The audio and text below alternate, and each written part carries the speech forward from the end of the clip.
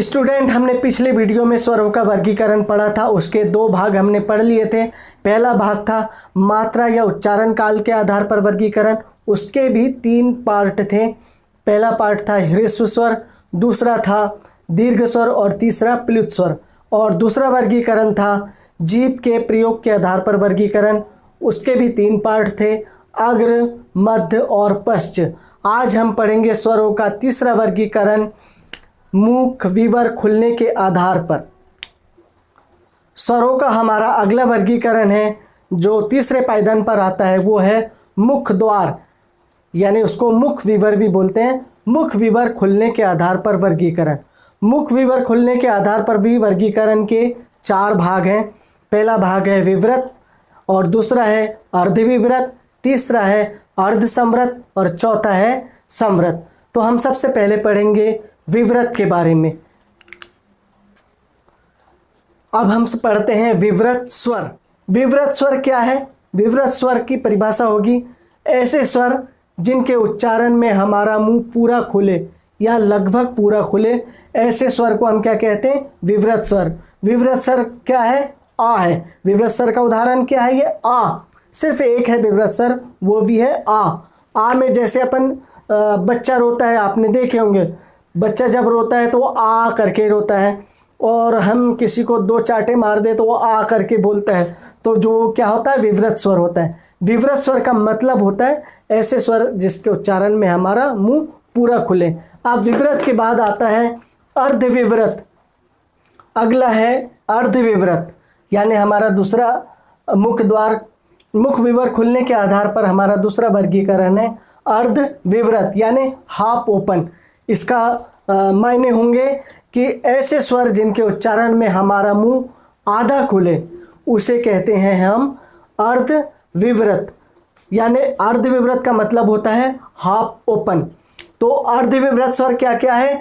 अर्धविवृत। अर्धविवृत स्वर क्या है? अर्धविवृत स्वर वो है जिनके उच्चारण में हमारा मुंह हाफ ओपन रहता है, यानी आधा खुला रहता है। ऐसे स्वरों को हम क्या बोलते हैं?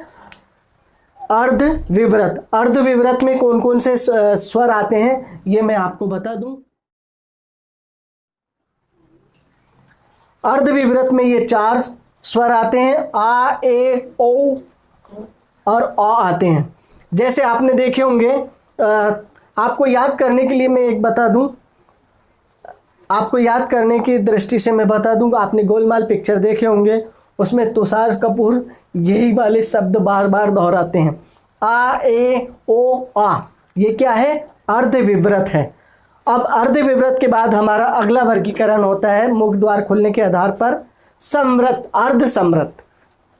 मुख द्वार खुलने के आधार पर हमारा अगला वर्गीकरण है अर्धसंवृत स्वर। अर्धसंवृत क्या है? अर्धसंवृत ऐसे स्वरों को कहा जाता है जिसमें हमारा मुंह आधा बंद रहता है। ऐसे स्वर का उच्चारण जिसमें हमारा मुंह लगभग आधा बंद रहे, ऐसे स्वरों को हम क्या बोलते हैं?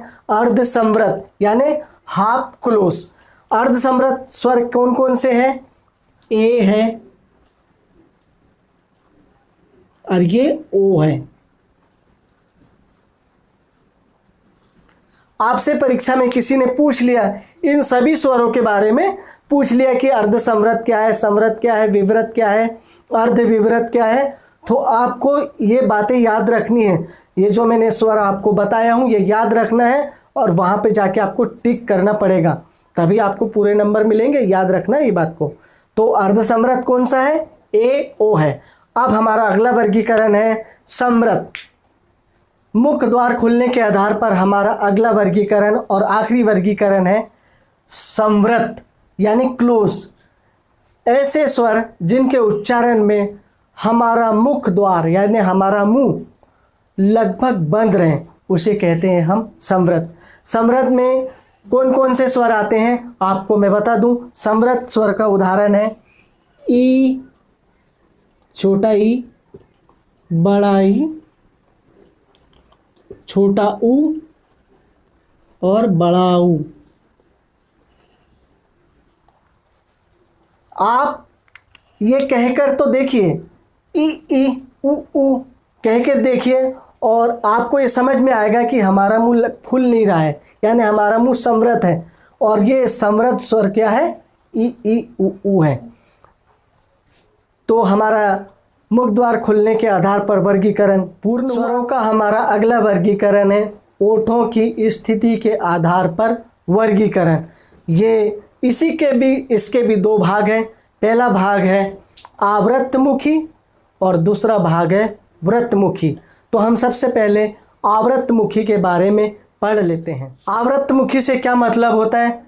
व्रत से मतलब तो आप सभी लोग जानते होंगे। व्रत यानी होता है गोल, उसमें आगे लगे आ यानी गोल नहीं, और मुखी का मतलब होता है मुख, है ना। तो आप समझ गए होंगे ये शब्दार्थ के हिसाब से।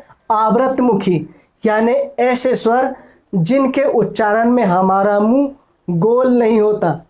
आप ध्यान से सुनना, ऐसे स्वर जिनके उच्चारण में हमारा मुंह गोल नहीं होता उसे कहते हैं आवृतमुखी स्वर। क्या बोलते हैं?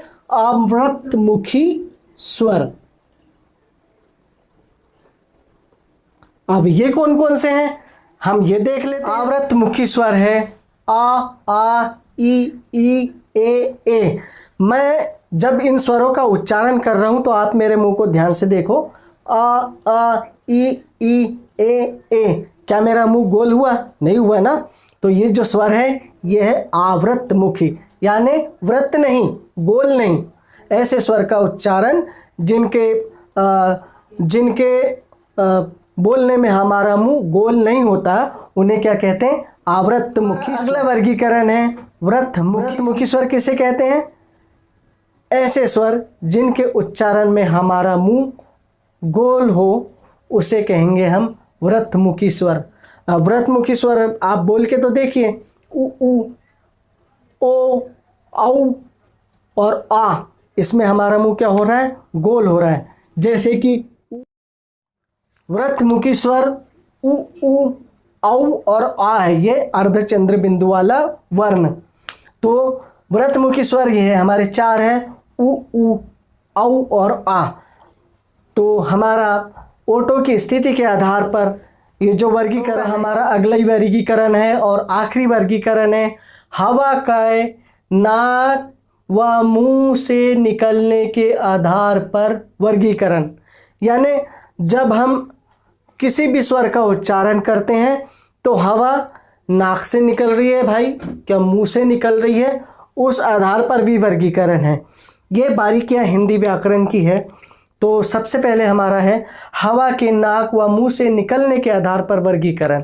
तो इसमें हमारा सबसे पहला वर्गीकरण आता है निर्नुनासिक या मौखिक स्वर। निर्नुनासिक या मौखिक स्वर। निर्नुनासिक या मौखिक स्वर क्या कौन कौन से हैं भाई? ऐसे स्वर जिनके उच्चारण में सिर्फ हमारा जो है हवा जो है, हम उच्चारण कर रहे हैं कोई भी स्वरों का, सिर्फ मुंह से निकले, ऐसे स्वर को हम क्या बोलते हैं? निर्नुनासिक स्वर। जैसे हो गया अ ई ए आदि।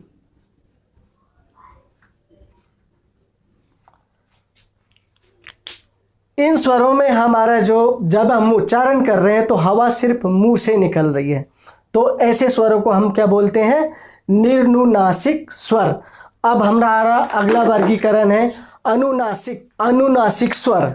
अनुनासिक स्वर क्या है? ऐसे स्वर जिनके उच्चारण में हम जब बोल रहे हैं, जब उच्चारण कर रहे हैं तो हवा नाक व मुंह दोनों से निकले, ऐसे स्वर को हम क्या बोलते हैं? अनुनासिक स्वर। अनुनासिक स्वर के उदाहरण क्या क्या है? इसकी पहचान क्या है? अनुनासिक स्वर की पहचान क्या क्या है? अनुनासिक स्वर की पहचान है चंद्र बिंदु वाले स्वर, यानी ऐसे स्वर जिनके ऊपर चंद्र बिंदु लगा है उसे क्या कहते हैं हम? अनुनासिक स्वर। तो ये हमारा स्वरों का वर्गीकरण पूरा कंप्लीट हुआ। और एक बात और, स्वरों का वर्गीकरण पूरा कंप्लीट तो हुआ, लेकिन स्वरों के बारे में नोट करने वाली ये बात है कि सभी स्वर सघोष ध्वनियाँ हैं। अब ये सघोष क्या होता है, घोष क्या होता है, अल्प प्राण क्या होते हैं, महाप्राण क्या होते हैं, कौन कौन से वर्ण कंठव तालव्य है, ये हम अगले वीडियो में पढ़ेंगे। इस वीडियो में बस इतना ही। अगर आपको वीडियो पसंद आए तो लाइक ज़रूर कीजिए, कमेंट ज़रूर कीजिए और हमारे चैनल को सब्सक्राइब कीजिए और बेल आइकन का बटन ज़रूर दबाइए, उसे ऑल पर सेलेक्ट कीजिए। फिर मिलेंगे अगले वीडियो में, तब तक के लिए जय हिंद, जय भारत।